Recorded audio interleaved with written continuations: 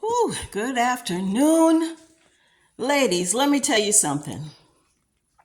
When you don't have no help, this is what you do. You make it happen, see? Because there's some people out there, they don't mind if you fail, see? But I brought this container all the way from Fort Lauderdale to Texas. And then I couldn't get no help to get it out the car. But guess what? It's in my apartment now. Okay? You just do what you gotta do. Gonna complain about it? Just do what you gotta do. Because in the end, you still win.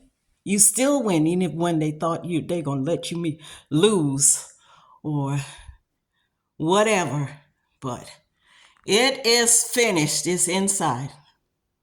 Have a great day, and remember, there's no challenge that's too large for you.